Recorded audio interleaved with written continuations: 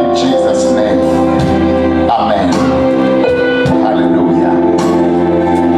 Kunalophiliswa kupenso yakhe namhla kunenso lephiliswa manje. Ayiphiliswa kufaka lesha. La boshaka. So guys, siyabonga ngivusela ubaba Apostle egameni lika Jesu, sivusele dinqeko donke kaNkulunkulu lethi khona tinembili letinye tingemuva. Amen. Nabo bonke ke bazalwane tithandwa kaNkulunkulu ngivusele egameni lika Jesu Nkosi. Oh hallelujah. Ndisayibonga kakhulu inkosi le enhlakanipheni yakhe lesihlanganise ngalendlela lesihlanganise ngayo. Besinakuva nini nje besingathi nini ukuthi babedlamini wasipakala nini wasipakala kuphi. Tsaleni amen. Le bahamba namuhla naku lapho sikhona sesikanye kanye naye. Ayibonge igama lenkosi. Amen. Siyabonga lo bufakazi. uNkulunkulu uhlakaniphile. Masingasho ngamagama ebantu, uNkulunkulu uhlakaniphile. Oh hallelujah. So ke ngakho siyabongela kakhulu ukuthi bekhona sisho ukuthi sibonge babengambulo in the leadership. Amen. Animake ndinama ngambe ngethwana nkosikazi Unice. Amen. Hallelujah. Mfamsa ungasho yathi amathi ngiyachana nami lo mkami bazalwane. Mfamsa nje ukuthi ngizwethe ngijake ngizothatha nje lokuthi vele uyathi kanti lokuye kuba kahle lokuchaza. It's an amen. Hallelujah. It's not only my wife and Gospel is my co-partner to the ministry. It's somebody whom I believe strongly. We would say kube kulungulu hlakanipheni yakhe asana kube mako transport ovela kwento kube ngabo by force. Amen. She has been so good. Ministry is not just a simple thing. More especially if the wife is not ngabe ayune wakho umbono kulombono. Amen. So but siyabonga by the grace of God she has been so good. Ayibonge Nkosi. And ngiyakholwa ukuthi sendawuchubeka. It's not good only to me, even to my children. Ngihamba kakhulu mina ekhaya ngihlala kancane kepha ukhanza ukuthi she has been so good even to my children ukuthi akhona kuba to continue with them. It's an amen. Because ngenxa yokukholakala ungaphandle ungakhanza ukuthi njalo nasemva sokutela utho. But if she is there, she will be okay to help, to teach, to discipline. Ngakho uyashaya semntwaneni ukuze kuchonza echanyalo sokwaphela ngoba semakhulile bonke. Amen. Oh hallelujah. So example show is very important ministry. It's very in kulenye indlela le kwendawo ukuthi uqhubeke akusho ukuthi abaqhubeka angekho akusho lokho kepha nje mangabakhona. Praise God. Qhubeka kuba kahle and two aphiza besitho kulokune hayike ngcinile ke lapho. Praise God. Ngicela ke sesibuke Hebrews chapter 3. Kukhona into lebengicabanga bazalwane ukuthi Mephibosheth ngenxa yomusa waNkulunkulu lengela wona. iBhayibheli lithi wabese uhlala etafuleni nenkosi Davida. Bese lithi kwaphuma kwabese kuyaleto kwekuthi Siba yena ahabe busy emasimeni kule tinto letabuyiselwa ukuthi dibe kuMephibosheth. And Siba was busy outside there. Kuze make sure ukuthi donke letinto divikelekile diqiniwe. Glory to God. Kepha yena ngicela kuphinza itolo kushilo ayikusawuhla letafuleni nenkosi ngoba aqhwalile. But umusa waNkulunkulu wendiwa ngidawuthi namuhla waqeda nalobuxhwala bakhe. Uma ke amhlalisa lapha hayi ngoba uxhwalile ke kakhona emasimini, but the power of grace that has been shown. Lo musa lo tshengisiwe wakhonjiswa. Glory to God. Wena kuthi aqhubeke abe khona lemasimini, but lemasimini ungasiba lo responsible lesimini. Amen. Glory to God. But uske Davida kecha wena utawuhlala nami la itafuleni. Oh hallelujah. So ngamagama umusa waNkulunkulu lelesime kuwo nalesihlanganyelako nje inshwana yekungena ensinzisweni, but it's a powerful force kwekuthi unese ivoice liphimbo. Glory to God. Nasetithweni le kubukeka kungathi atikasifanele, but when grace uma nomusa ubonakalisa lempimbo lena kuthi leto tinto leseshaya ngathi atikasifanele, by that power and by the voice of grace for to manifest tibuye tindzaweni kahle. Engisisakaboni kahle kahle uyasivula emehlo ukuthi uNkulunkulu siwubone lo musa waNkulunkulu lesifike kuwo. Sifike lakhona siphelelwa ukuthi siyakwati kwenza lokhu noma ke siyakhona. Akukhona lenye into levamako kwekuthi ungagcina udiscover utikonza kwekuthi ukhona kwenza ini unemandla kuphi.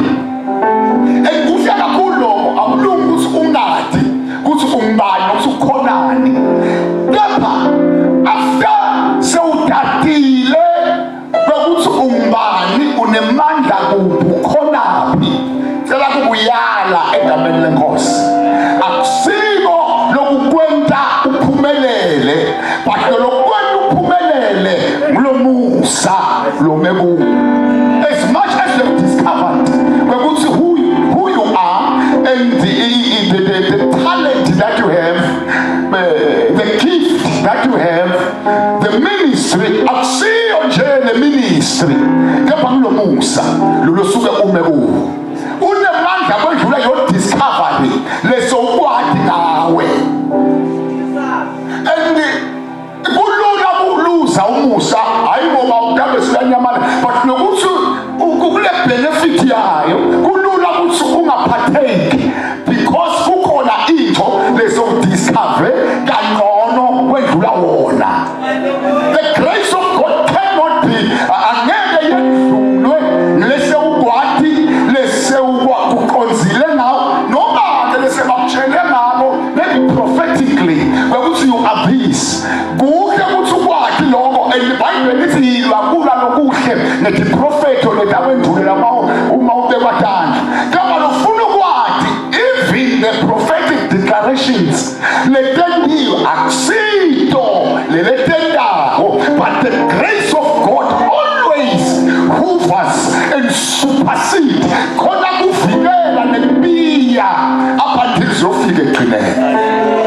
Asikafike entweni nje uthabile amen, asikafike entweni nje but sifike endzaweni ngawuthi ngangqingeje simaswathi sifike ekugcineni lekude nokunye lokungase kufike. There is no greater revelation lengabese idlula umusa waNkulunkulu. But kula manje ngakhona emagama leyangiwabona bawabhalela ku WhatsApp, angise against wona, but nje kukhona bese kubuka la ngemuva sikhabe kutheni butsotsana la ngemuva athi la magama sono sakho longasenda ngeke siuqime umsebenzi waJesu la wende siphambanweni.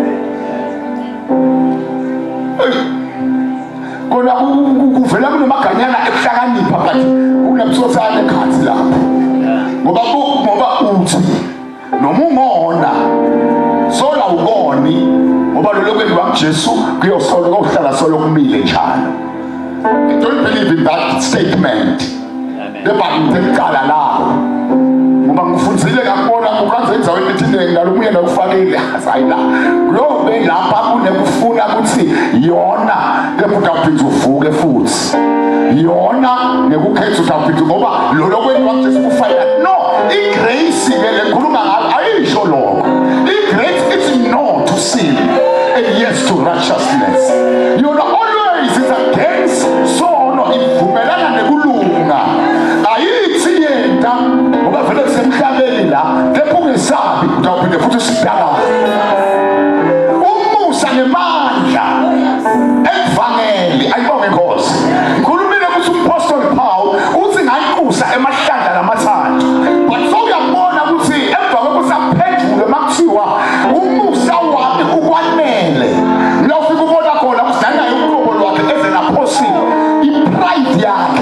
yekuthi uyathandaza aviwe yashaya yabeka phansi lokho phakama ngoba bese uba ngumusa uNkulunkulu bese kuthi-ke lekhathi ebuthakathaka lapho sekunemandla ngoba emandla akhe abonakaliswa ebuthakathakeni.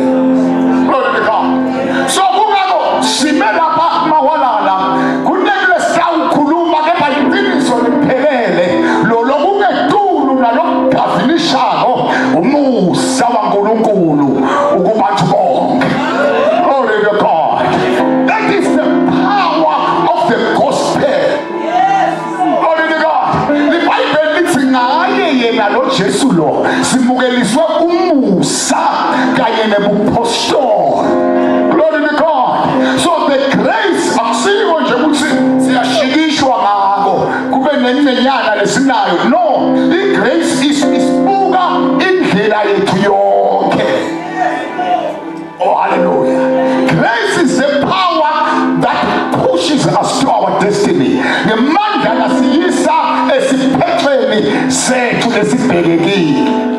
Glory to God. And the grace ayidingi any input kuthi kunetintshwana lefuna tingene to support kuze kuthi lento ibe nesisindo.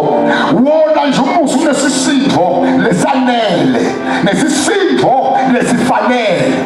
Elomusa iBhayibheli noma mhlawumbe makhunyushwa kuthiwa is an unmerited favor. Kepha kufike lakhona kimi ukuthi yebo leli gama lisho njalo but kahle kungetulu kwalokuthi unmerited favor. Sikhuluma ngempilo la, sikhuluma ngemuntu la, who Jesus is and what Jesus has done. Praise God. Lakwenda baphelela nasesiphambanweni.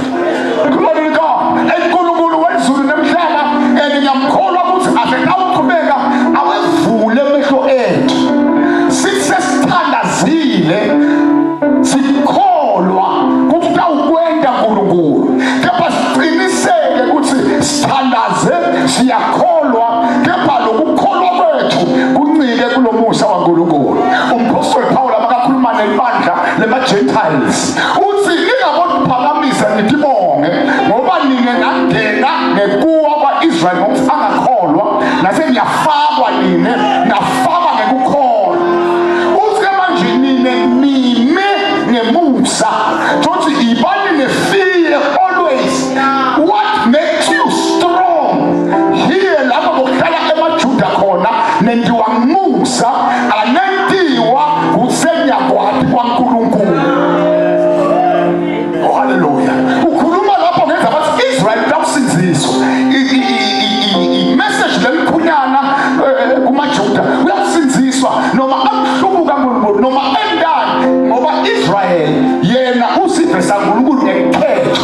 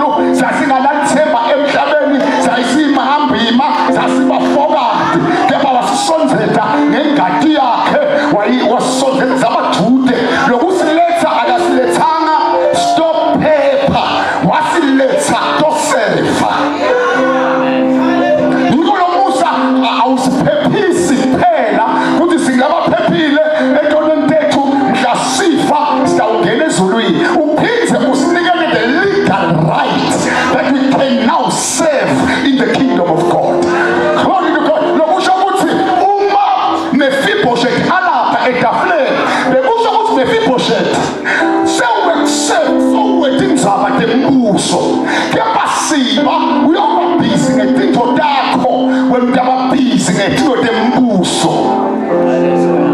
Uma amadodana ami njengeDavida experience this and this and that, nanawe ukhona. Masikhuluma ema-issues. Uthanini amen. Tindzaba tembuso asithi siyacela siyaxolisa ngePhoshethi. Utawubuya khona safuna kukulungisa. Hallelujah. But ma awuphumi lokujulile lokungashiwo kumadodana aDavida, lokujulile lokutawushiwo kuMefibhoshethi. Kulokuphakeme lokungashiwo kumadodana aDavida naMefibhoshethi kufanele yena. Kungako umusa wakwaze wangena ngemusa, ungabese ufuna kuba semseni wemuntu. Apostle Paul ukhuluma uyalaba seKolose, akazange washumayele, but wabese kuba nenhliziyo yefuna kuthi bathi lomqondo. So ukhuluma ubayala thixo letinene, ngoba la iKolose wabese kufika labanye bafundisi belivi, bafika bachaza thixo, mabafika bona bebadisgrade noma bebahlisa lelizinga lemusa waNkulunkulu, kuze labantu bancike kulama teachings abo noma